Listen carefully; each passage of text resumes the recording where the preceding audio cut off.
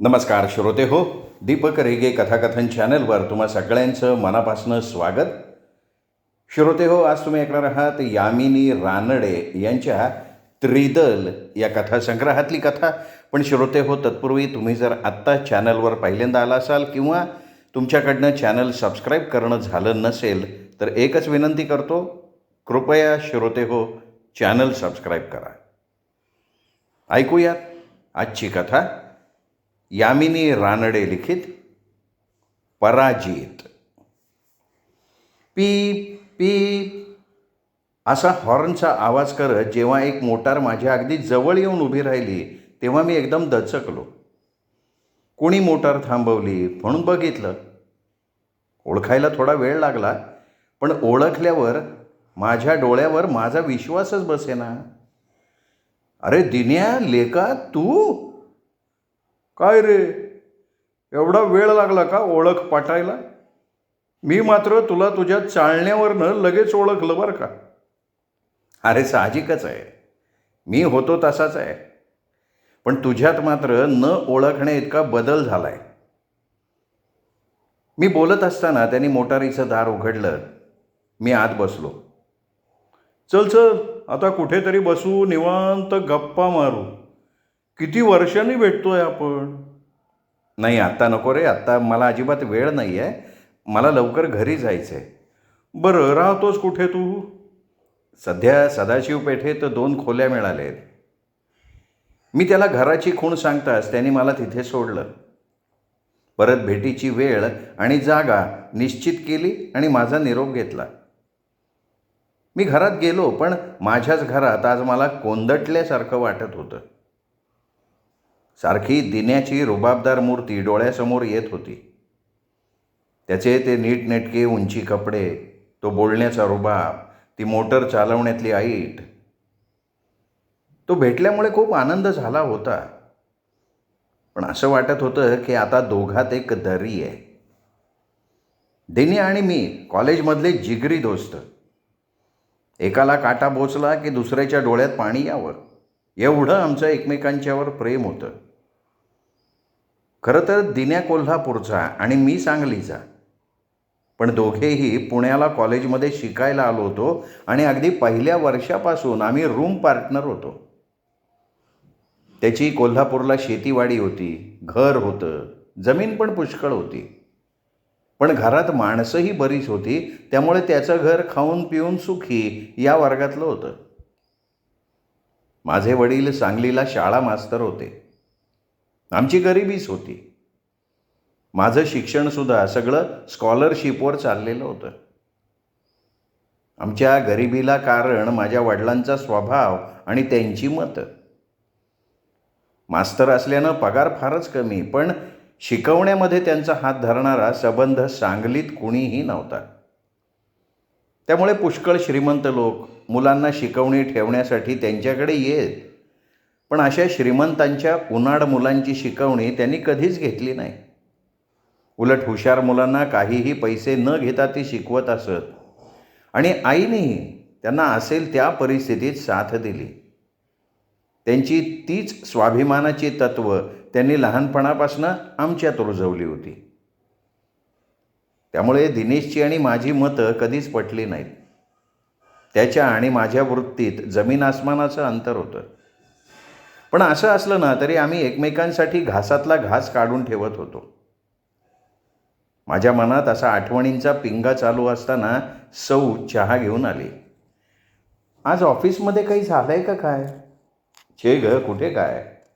मग कसला एवढा विचार चालला आहे? आल्यापासून एक शब्दसुद्धा बोललेला नाही आत. अगं, आज एक कॉलेजमधला दोस्त भेटला होता, त्यामुळे त्यावेळेच्या आठवणीत जरा गुंगून गेलो होतो. चहा खाणं होताच मी लगेच माझ्या कामाला लागलो.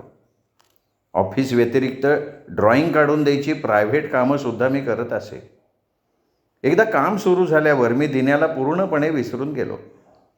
त्यानंतर पुढचे 8 दिवस मला इतकं काम आलं की मी दिन्याला भेटायला दिलेलं आश्वासन विसरून गेलो. त्या दिवशी नेहमीप्रमाणे मी फॅक्टरीच्या बसमधनं उतरून घरी चाललो होतो, तोच एक मोटार जवळ येऊन थांबली. मोटारीत दिन्याच होता. त्याला बघताच मला सगळं आठवलं आणि तेवढ्यात त्याचा तोफखानाच सुरू झाला. छान, चांगलं चकवलं बरं का मला. लेका, मी तिथं तासभर वाट बघत बसून राहिलो होतो. तेवढ्या वेळात किती चहा प्यायलो, किती सिगरेटची राख केली.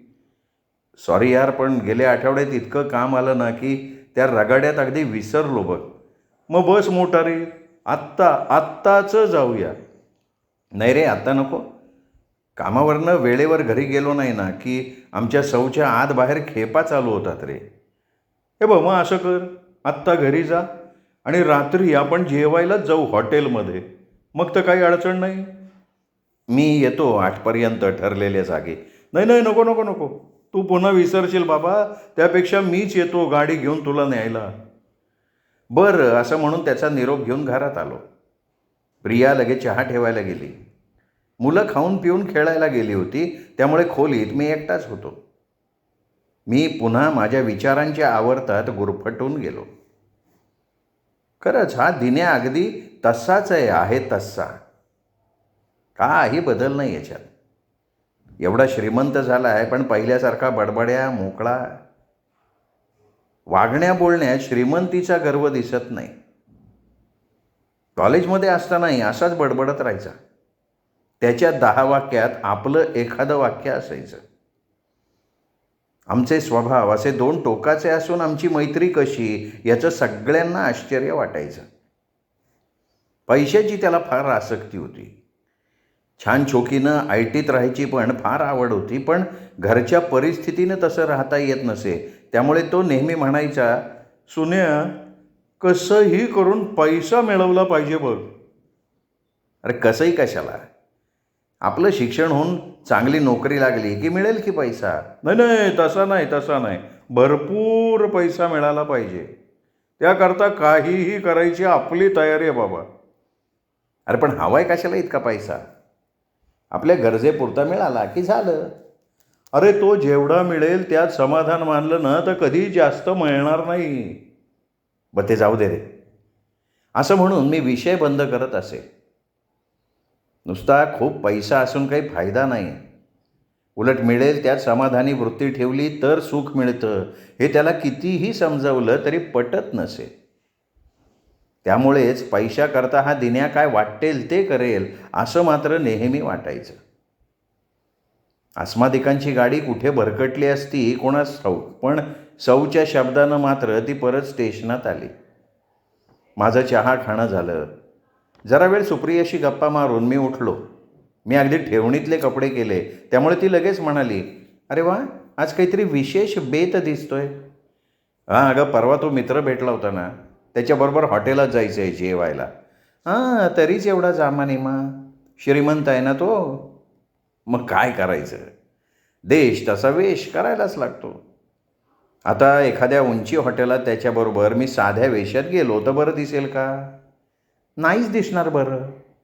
असं म्हणत सौनी माझ्या कपड्यांना सेंटसुद्धा लावला. तोच गाडीचा हॉर्न वाजला. दाराशी मोटर थांबताच कोण आलंय मोटारीतून हे बघायला सगळी मुलं गोळा झाली, त्यामुळे मलाच एकदम लाज वाटली. आम्ही एका उंची हॉटेलात एका कोपऱ्यात जाऊन बसलो. तिथे प्रकाश अगदी बेताचा होता. एक इंग्लिश गाण्याची रेकॉर्ड लागलेली होती. बहुतेक सर्वजण ड्रिंक्स घेत होते. वेटरसुद्धा अप टू डेट होते. हे वातावरण मला अगदी नवीन होतं, कारण हे असलं हॉटेल माझ्या खिशाला परवडणारच नव्हतं. मनाला उगाचच रुखरुख वाटत होती. आम्ही टेबलापाशी जाऊन बसलो. मेनू कार्ड बघितलं. अर्थात ऑर्डर द्यायचं काम दिन्यानीच केलं. सर्व वेटर्स त्याच्या ओळखीचे होते, यावरून तो तिथे नेहमी येत असावा. त्यांनी नॉनव्हेज मागवलं, मी मात्र व्हेजिटेरियन घेतलं. शेवटी गप्पांच्या ओघात इतके दिवस मला बोचत असलेला सल शब्दरूपाने बाहेर पडला. काय रे दिने, कुठे डल्ला मारलास घबाड मिळवायला? हे बघ, ज्याला इच्छा असते त्याला अनंत मार्ग असतात. एखाद्या बँकेची मदत घेऊन आधी लहान कारखाना, मग मेहनत घेऊन तो कारखाना कसा वाढवला असं काहीतरी तो सांगेल ही माझी अपेक्षा. पण मला धक्काच दिला त्याने. अरे, सोन्याचं अंड देणारी कोंबडीच मिळाली बघ मला. म्हणजे काय? मी समजलो नाही रे. अरे कॉलेजला जायच्या वाटेवर तिचं घर होतं. त्यावेळी आपण दोघंही शेवटच्या वर्षाला होतो. एक दिवशी मी सायकलवरनं चाललो होतो बरं का.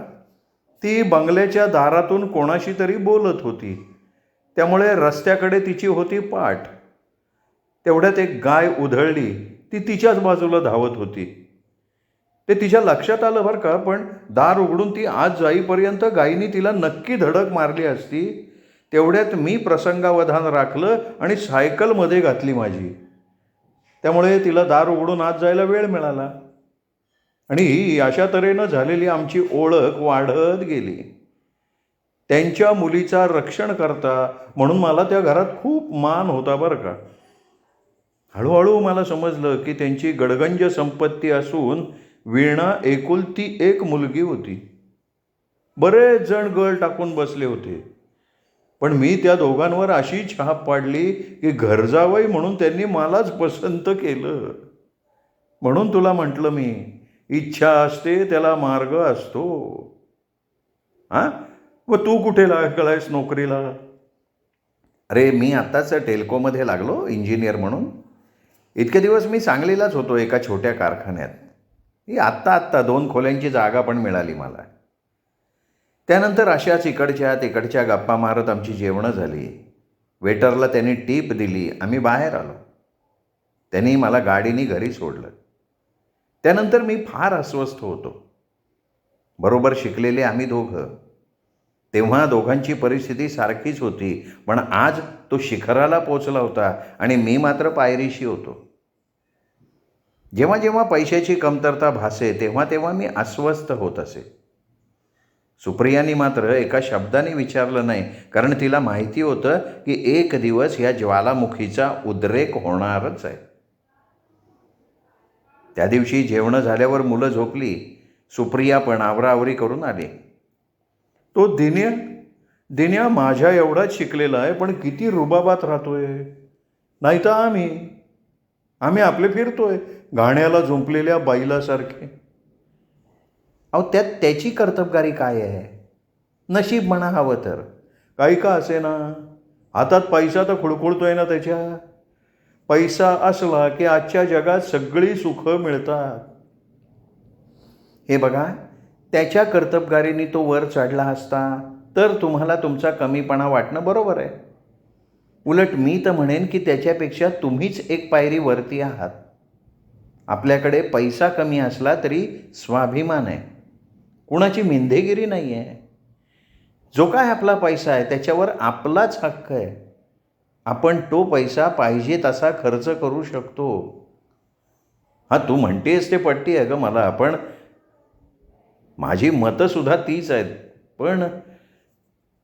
पण दोघांच्या राहणीतली तफावत बघितली ना की मनाला थोडं खटकतं ग. त्या दिवशी सुप्रियाच्या बोलण्यानं माझं समाधान झालं. अशी विचारी, प्रेमळ सहचरी, हुशार मुलं, आमच्या चिमुकल्या घरकुलात असलेला आनंद, खरंच हीच माझी संपत्ती नव्हती का?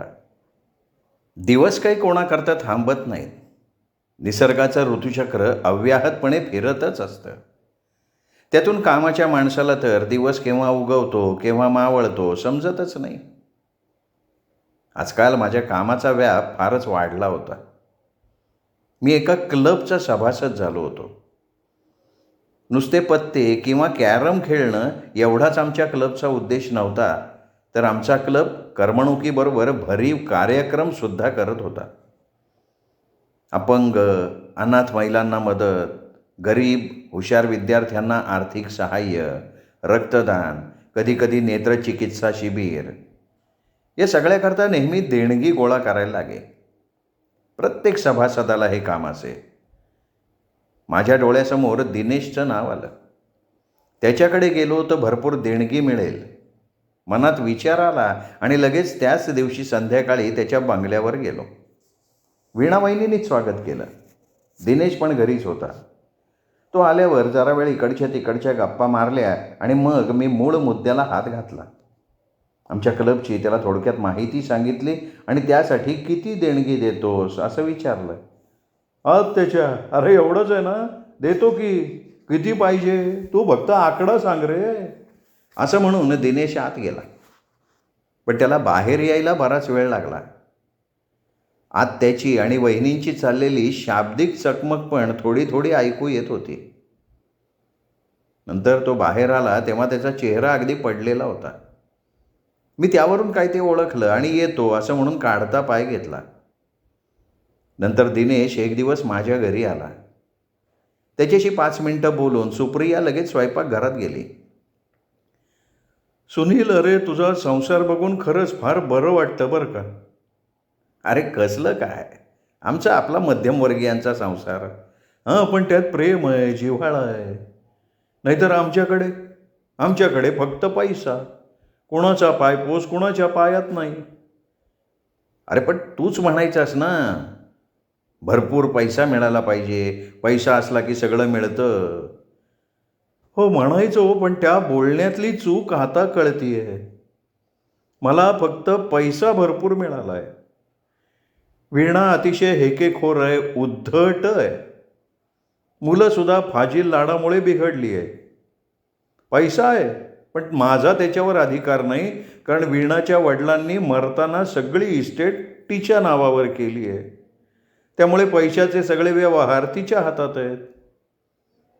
तू भेटलास, पण हा विषय कधी निघाला नाही. परवा तुला देणगीसाठी नाही म्हणावं लागलं तेव्हापासून माझ्या मनात डाचत होतं आणि ठरवलं की तुझ्याकडे मन मोकळं केल्याशिवाय मला काही बरं वाटणार नाही. इतक्यात सुप्रिया कांदा पोह्याच्या बशा घेऊन आली. आम्ही तिघेही कितीतरी वेळ गप्पा मारत बसलो होतो. शेवटी अंधार पडल्यावर तो उठला. बरं येतो असं म्हणून निरोप घेताना मात्र पराजयाचे भाव त्याच्या डोळ्यात स्पष्ट दिसत होते. श्रोते हो, तुम्ही ऐकत होतात यामिनी रानडे यांची कथा पराजित.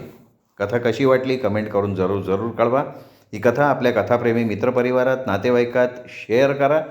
आणि हो, चॅनल सबस्क्राईब करायचं राहून गेलं असेल तर आत्ता वरती जो माझा फोटो दिसतोय या फोटोला क्लिक करा आणि चॅनल सबस्क्राईब करा.